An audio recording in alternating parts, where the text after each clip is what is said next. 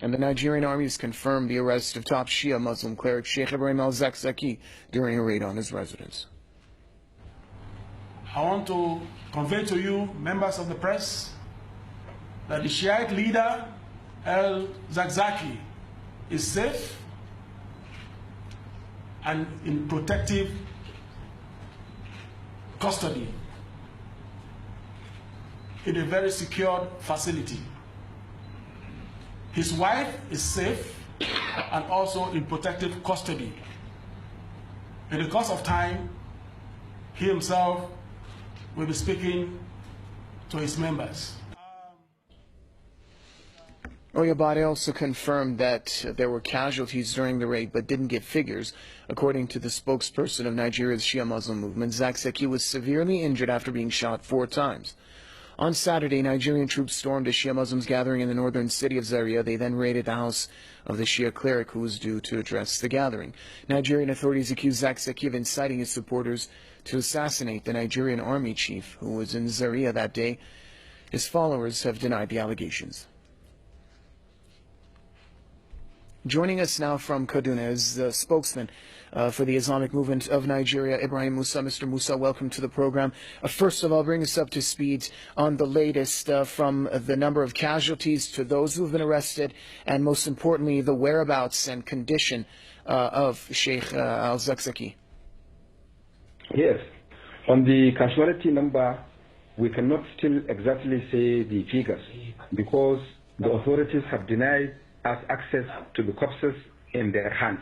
But a source in the mortuary of the Ahmad Bello University Teaching Hospital has established that there are over 800 dead bodies in the mortuary. Among them, unfortunately, are about 87 women, and apart from that, there are some corpses with them in the army barracks. And about the whereabouts of our leader, Sheikh Ibrahim Yaqub al-Zakzaki, for now, the authorities claim he is with them, but our sources have established that he is severely wounded. So we can only believe that he is safe if they will allow us to talk to him, to see him, or at least they should allow his first family members to visit him and see him. And what we demand unequivocally is that they should hand him over to us to give him the proper medical attention he deserves. We don't trust them because they have been telling lies all along what is happening right from Saturday. Mr. Musa, one of the questions regarding the attacks that took place in Zaria were the motives and the reasons why the Nigerian army carried out these attacks. First, they stated that members of the Islamic Movement of Nigeria had attempted to assassinate the Nigerian army chief. It's been reported that that story has changed over time. What can you tell us in that regard? Yes, the storyline they tried to dish out to the public is a blatant lie. We have never stopped anybody from passing along the Husseiniya road. This is not the first time we have been hosting the flag at the Husseiniya, so there is no point for them to say that we attempted to assassinate the chief of army staff. What we believe is that this is an orchestrated plan by the authority, the government of Muhammad Buhari, to attack the Shia community, to exterminate it. Possibly they are fearing the growing numbers, the acceptance of the Shia community among the larger Muslim society. But they are in a better position to say the reason why they did that. But if it is just because a roadblock has been staged, why should innocent people be killed? Over 1,000. This is very unfortunate.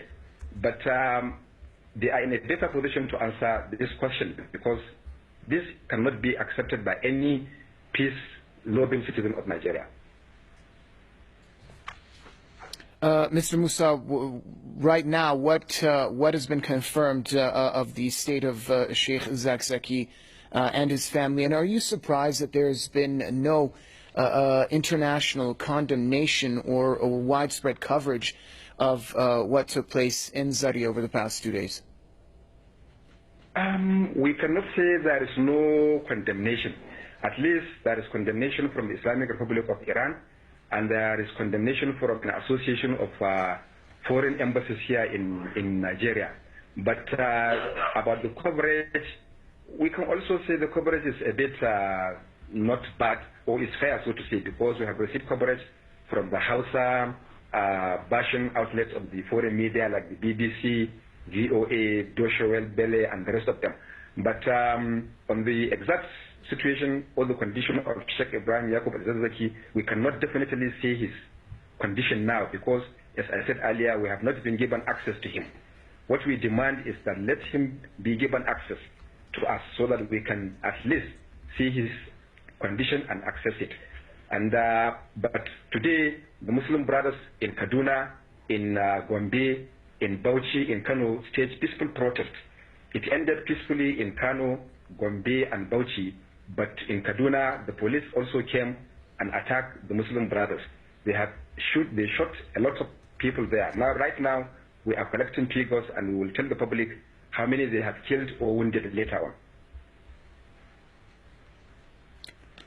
Mr. Musa, we know that this is not the first time that the Nigerian army has targeted the Islamic movement of Nigeria. If I recall, it was last year when another attack took place. A number of unarmed followers of the Islamic movement of Nigeria were killed by the army there. This has led to many believing that the attacks this time were pre-planned with the intention of targeting the Islamic movement of Nigeria and dealing it a severe blow. Yes, this is exactly what we believe also, that they have already planned it. They are only looking for an alibi so that they can hide under its cover to possibly do what the last government couldn't possibly do. Even the Jonathan government did attempt to exterminate the Shia community.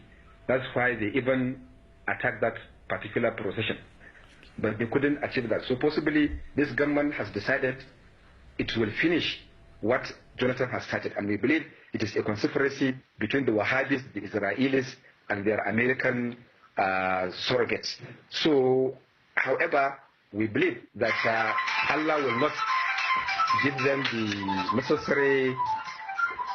necessary support to finish us up, inshallah. All right, thank you very much, spokesman for the Islamic Movement of Nigeria, Mr. Ibrahim Musa, joining us from Kaduna. Thank you, sir.